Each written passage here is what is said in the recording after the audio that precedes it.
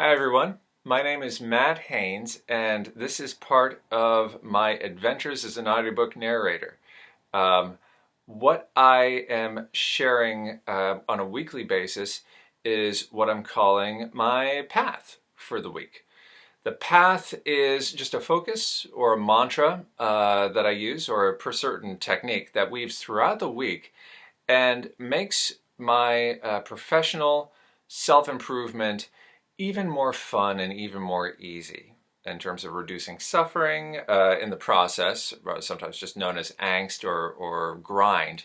And even though I'll be referencing being an audiobook narrator in my examples, this is stuff that can be applied in just about any situation and in any phase of life. I think. You see if you agree. Okay, so this week's path is 2 stupid steps. Take it in 2 stupid steps at a time.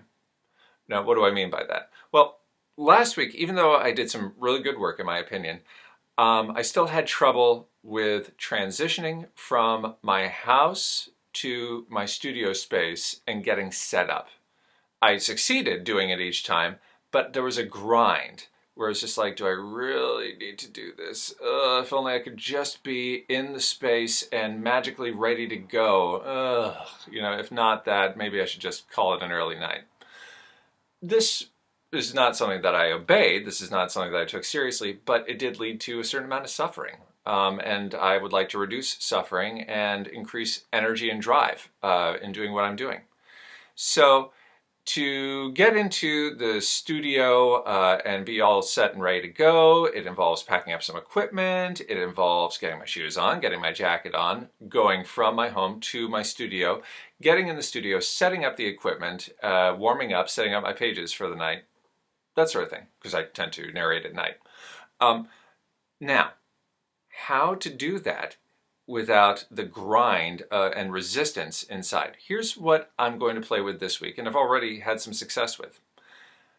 Break it down into just 2 stupid steps at a time. This is almost like Nike's Just Do It, but a little bit more actionable. What I'm going to do is I'm going to say what I'm doing in the moment. I'm then going to say get ready to, and do the next simple thing. Simple almost to the point of being stupid. That's why I call it stupid. So let's say that I've packed up my stuff and now it's time to transition into getting my shoes on and get my coat on and leave. Okay, so I'm sitting down in the chair in the hall. Get ready to take my shoes out.